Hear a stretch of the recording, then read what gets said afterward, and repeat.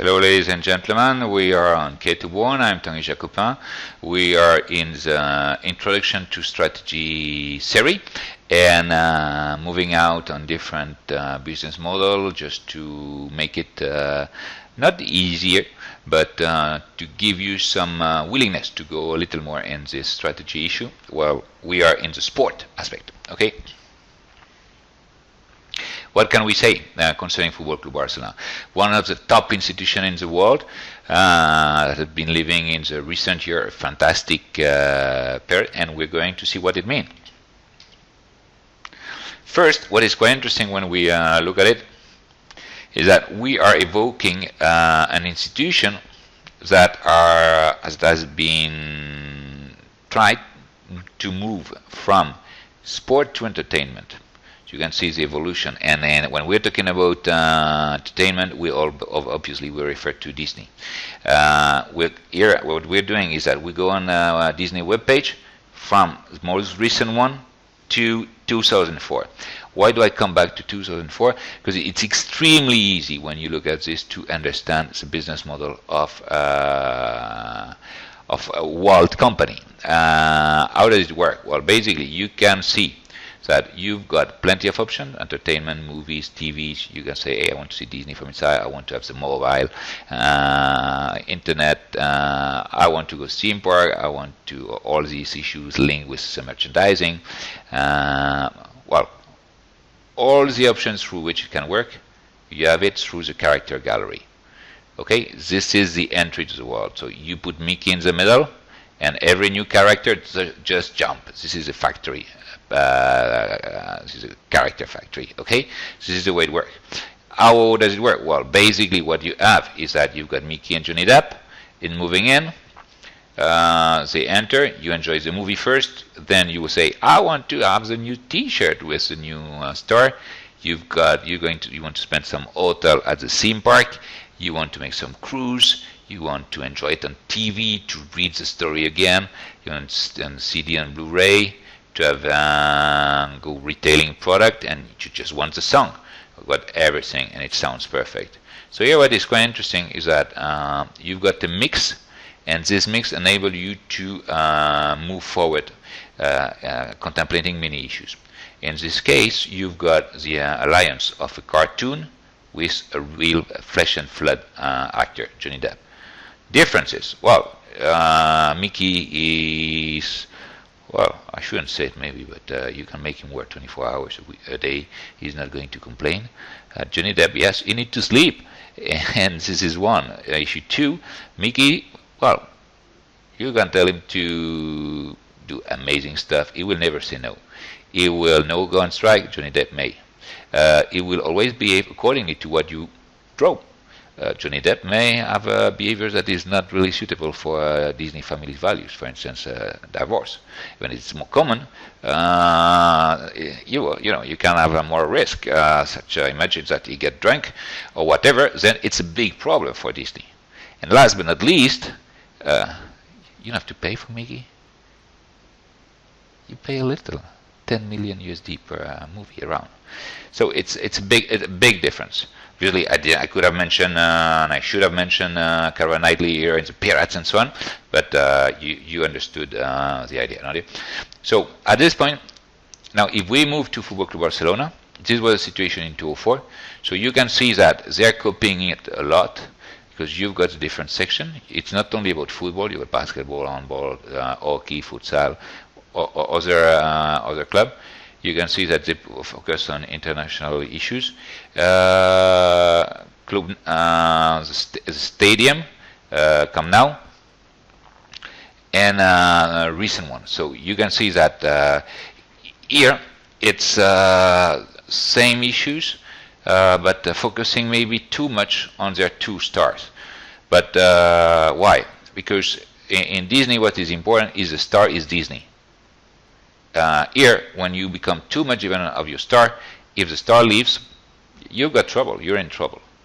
And in that sense, at Football Club Barcelona, this is a risk that they may have. You will say they don't have the same risk at Real Madrid, because at Real Madrid they hire stars. They pay a huge amount of money from the beginning. Meanwhile, in the case of Football Club Barcelona, it's slightly different. They are, because they are trained, most of them at La Masia, at the training camp. Basically, they don't have to pay for it for them. So they make huge saving at this point, and even if they're forced to sell them, well, they will make a huge benefit. Now, what is the difficulty? Well, what they've noticed at Football Club Barcelona is they hire for high price, as Real Madrid does, some players. It's not sure that they fit in. It's a logic of playing tiki-taka, as it is commonly said. So it's more complex. Meanwhile, in Real Madrid, you've got an accumulation of stars. They cost more at the beginning, but at the end, this conglomeration of stars doesn't have such an identity of game. So it's easier for them to enter in. So as you can see, risks are mitigated in both clubs. So what does it have? How does it work? Well, you will have the value capture at Football Club Barcelona. It will be a mix of Spanish and Catalan player on one end and worldwide star on the other end. Okay? Why? Because it's important, because it's more than a club, as they say in Catalan. And but for Spanish fans, they need to have some local star.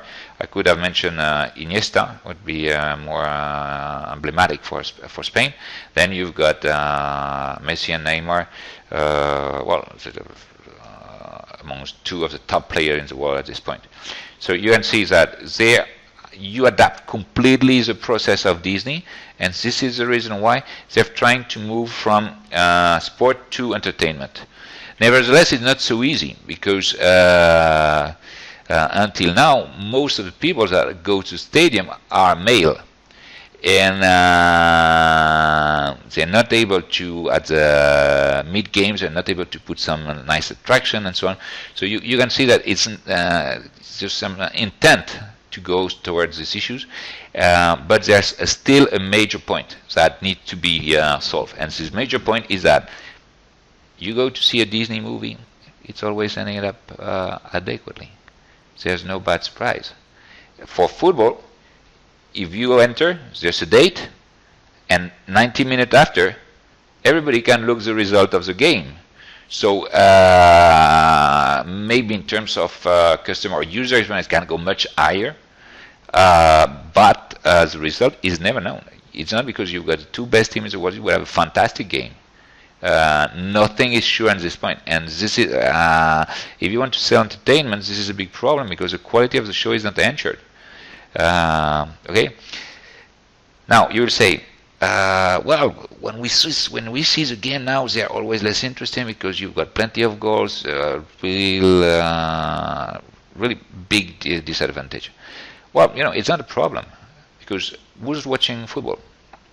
Always people from emerging countries from a football perspective. I'm not saying that I consider US and Japan as traditional emerging countries. I just consider them as emerging countries from a football point of view, which is completely different. Okay, and they want to see goal. It's just if you compare it, for instance, with basketball, where you've got 3-digit quite often. Well, it's a big difference when you've got 0-0. It's a 0-0. It's a nil result. It's a bad result, and nobody enjoy it. So these are some elements that it's really difficult to go through it. But now, if we try to adapt all these elements, and this is the reason why this is a case summary, we're adapting all the elements that we saw during the intro to strategy. We want to say it's about value creation. So what is the aim? I would say value entertainment is linked with the characters. You can share it with the devices, with the shareholders. We saw it. There's a character superiority, and it's channel oriented. Now, if we contrast it with Football Club Barcelona, what we're going to see is that sport, to a certain extent, has a superior value, because it's emotion. It can go even higher. On the other hand, the problem is what we saw is that there's a constraint of time. So problem. Initially, you could have it only through stadium and TV broadcasting. Now there's another way. I don't know why it's not mentioned here. It's their marketing, that is a new way to exchange, to have many much more relationship. You can show your identity, and this is pretty interesting. And but the most interesting aspect at this level is the aspect linked with the shareholders, because when we're talking about shareholders in at Disney, well, they're saying in terms of dividends, in terms of growth, does the business model fit or not? When we're talking about the socios, the member of the club in Spain, they defend Catalan culture, and they don't care about finance that much. What they want result, and so they will not necessarily be eager to spend some more money for their ticket season, and this is the reason why it's they are amazingly affordable, because you've got huge pressure to keep them affordable. Therefore, it's not possible to increase ticket season, and it means that the focus necessarily has to be done on TV broadcasting and marketing. Okay, and because they've got some problem at this level, they say they're trying to counterbalance the fact that shareholders want a low price with a way of playing with the social mass. Football Club Barcelona is at the present moment is an institution with more fans in the world. It's just to have a counterpart to some to the power of the socios. So this is the reason why it's really difficult, because if you are the president of the club, you're elected for 4 years. Okay. If you don't have a result, they can provoke an impeachment process at any moment, and if they got the majority of the vote, you're out. So you got a really strong pressure on this team. You say, is it normal in football to have it? Well, when in Spain, Real Madrid is in the same case. You got a smaller team as well that is in this case, and otherwise it's not the case. It's almost an anomaly. But to a certain extent, I think this is maybe one of the reasons of the success, because you've got a really strong correlation with the base, and you cannot do whatever you want without the support. And I think this is one of this is something that is absolutely fantastic.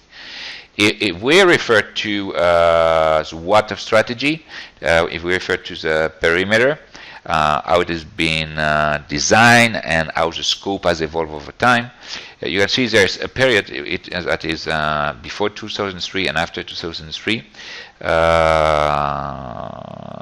The team after with Rosale has been following the same scheme, because you shouldn't forget that Rosale was was part of the team of Laporta, and Bartomeu was part as well of the team of Laporta. So they are the same guys that had some difficulties, but they follow on the same business model. So instead of focusing on stadium fees and national and to a lesser extent national European merchandising, they've been moving out, trying to stretch the brand value, double income, international broadcasting, going to internet, mobile phone, content control. Because you have something that is really strange, above all if you are in the entertainment business. What interests you more? Well, you want to see the goals. And as soon as you sell the goal to the TV channel, the goals are the ownership of the TV channel, not of the clubs. And this is the reason why they're trying to develop their TV channel just to make it work. And this is something that is right now they're negotiating right now, and it's really interesting to see how it's going to change over time. But you can see that in terms of perimeter, they're moving abroad, trying to improve the coverage of the game, and creating as well some legacy with other games. For instance, in the game between Barcelona and Chelsea, were able to create strong recognition, strong tension between the game. Not like it will never be like an opposition between Football Club Barcelona and Real Madrid Club de Football, but it began. We were beginning having some opposition at the European club, and last but not least, in terms of the key pillar of strategy, well, it's about imitation. What can we say? Well, here you can see that you've got some institution, Disney, that is that Football Club Barcelona has tried to copy. To a certain extent, they managed to copy it because they've improved the show. They consider some characters. They created some Barca tunes with the players, but there's still some issues that will be difficult to maneuver over time.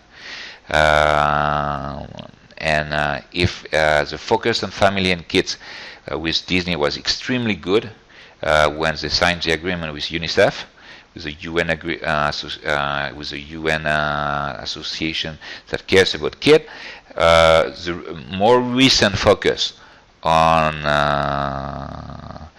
Qatar, with first Qatar Foundation, and much more focus back to business, doesn't preclude a good issue in terms of evolution of Football Club Barcelona. Let's say that they moved to do something that was extremely good, and the fact that they're moving away from Disney at this point and just to focus on the bad aspect of Disney about focusing too much on profit is definitely a big problem for this institution. In that sense, it's not surprising that they had so many issues during the past football year, because they had problems in terms of Rosell was forced to leave. Well, it was his own choice, but strong issue on this. There were problems with the hiring of Neymar. There were some problem with the ways they were hiring kids. Many issues, and even if for a fan of Football Club Barcelona it's a problem, because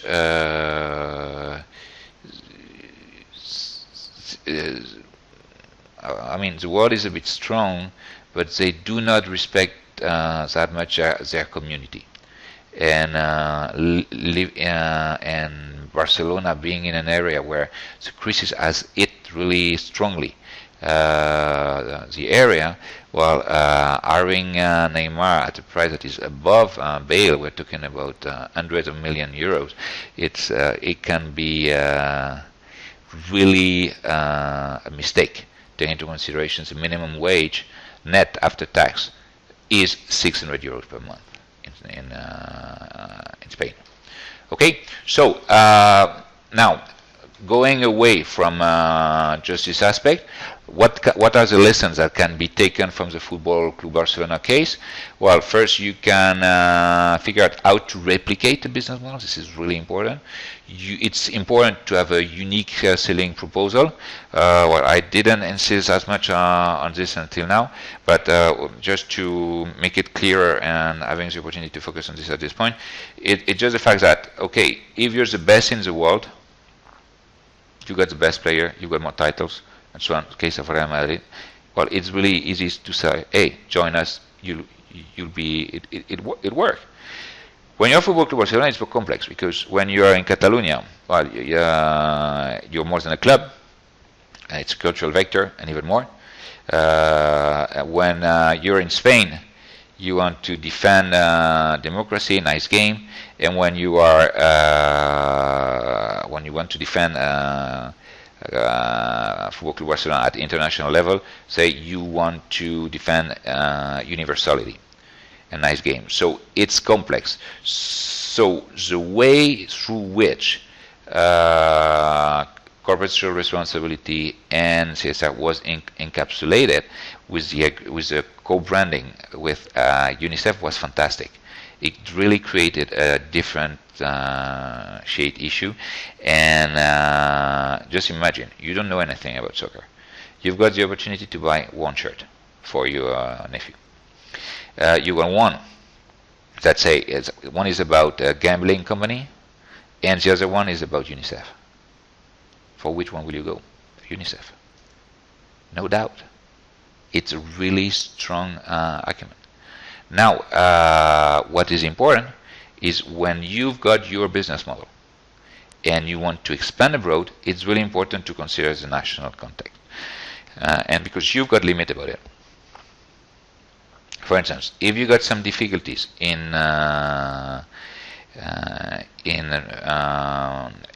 focusing on a control of the fixed cost, it will be a problem because